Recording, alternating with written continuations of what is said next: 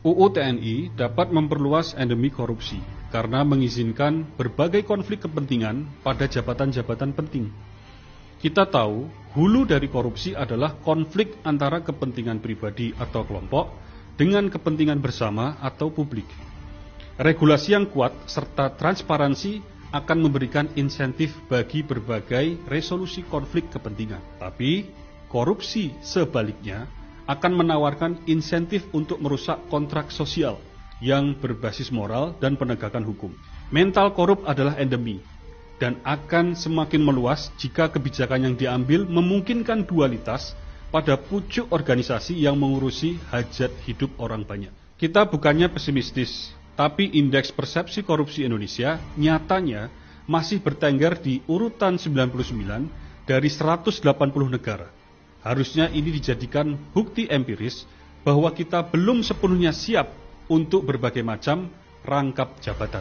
Korupsi adalah penyakit mental yang menyerang individu yang lemah iman dan menular cepat pada lingkungan yang mengalami berbagai macam kemunduran struktural. Ditambah Indonesia saat ini masih merasakan virus-virus korupsi yang ditinggalkan oleh rezim Jokowi, menjangkit berbagai bagian di dalam tubuh bangsa ini. Yang sesungguhnya penting saat ini untuk dilakukan adalah bagaimana menyembuhkan bangsa ini dari endemi penyakit korupsi. Upaya gencar untuk memperbaiki kemunduran struktural dengan makan bergizi gratis dan efisiensi anggaran, sebagai contoh, harus diapresiasi. Tapi tanda-tanda alam seperti IHSG yang anjlok kemarin tidak boleh kita abaikan begitu saja. Karena itu merupakan tanda-tanda akumulasi dari kemunduran struktural lainnya. Sekarang ini badai PHK telah merumahkan ratusan ribu orang, yang artinya mengancam kehidupan ratusan ribu rumah tangga, yang artinya membahayakan jutaan hidup rakyat Indonesia. Upaya penyembuhan sistematis lainnya sangat kita butuhkan saat ini. Mentalitas sosial berawal dari mentalitas individu. Maka mengobati mental yang korup mesti berawal dari memperbaiki individu. Ramadan insya Allah menjadi salah satu antivirus yang membantu membersihkan aliran darah bangsa ini dari virus korupsi. Tapi pemerintah bersama DPR dan berbagai lembaga penegak hukum perlu melanjutkan dengan upaya lainnya setelah Ramadan ini. Upaya yang serius dan sistematis harus dimulai dari tubuh pemerintahan bersama DPR dan lembaga-lembaga penegak hukum itu sendiri. Dan kemudian menjangkau luas ke berbagai lapisan dan elemen masyarakat. Selanjutnya, berbagai regulasi yang dibuat seyogyanya juga dalam rangka untuk menghindari semakin meluasnya endemi virus korupsi. Disinilah letak kritik konstruktif kita untuk UU TNI dan berbagai keputusan pemerintah bersama DPR ke depan lainnya, termasuk UU Polri yang sedang akan dibahas. Bahwa jangan sampai kita memberi ruang sekecil apapun untuk virus-virus korupsi dapat menerobos masuk ke dalam tubuh bangsa ini. Pengawasan regulasi dengan transparansi dan akuntabilitas yang baik adalah sebuah keharusan.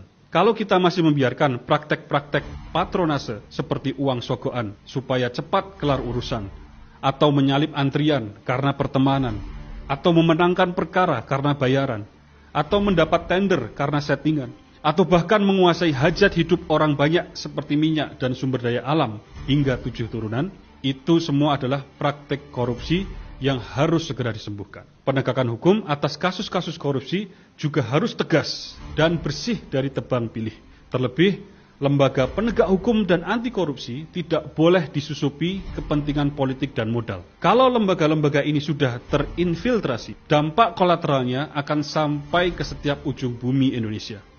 Tidak akan ada lagi yang bisa dipercaya. Kalau terus dibiarkan, endemi korupsi akan merusak seluruh tatanan di negeri ini. Sudah terlalu banyak studi yang menemukan korelasi negatif antara korupsi dengan berbagai aspek kehidupan kita, seperti ekonomi, pendidikan, kesehatan, hukum, politik, dan lain sebagainya. Semakin korup, semakin lemah ekonomi, semakin turun kualitas pendidikan dan kesehatan, dan semakin besar ketidakpastian hukum dan politik.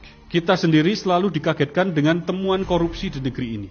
Seakan tidak ada habisnya. Untuk diingat, mega korupsi PT Timah 300 triliun, BLBI 138 triliun, Asabri 23 triliun, Jiwasraya 17 triliun, kondensat ilegal di Tuban 35 triliun, Duta Palma 101 triliun, Menara BTS 4G 8 triliun, PSN 2,7 triliun, Dan yang baru-baru ini kita dengar, Pertamina 194 triliun dan PDNS hampir 1 triliun rupiah. Dan triliunan rupiah lainnya yang barangkali akan terus kita dengar berita korupsinya jika penyakit ini tidak pernah disembuhkan. Dan ingat, itu semua adalah uang rakyat. Kalau digunakan untuk rakyat, bukan tidak mungkin tidak ada lagi orang miskin dan yang tidak sarjana di negeri ini. Apalagi yang kita tunggu? Tentu kita tidak menunggu sampai bangsa ini kolaps karena korupsi. Mari kita bergegas memperbaiki. Dari sisi masyarakat, mari kita ambil peran pada perbaikan-perbaikan individu. Dan pada sisi pemerintahan, kita berharap kepada Pak Presiden Prabowo bersama juga para pimpinan DPR dan lembaga penegak hukum untuk bersama mengobati bangsa ini dari endemi korupsi.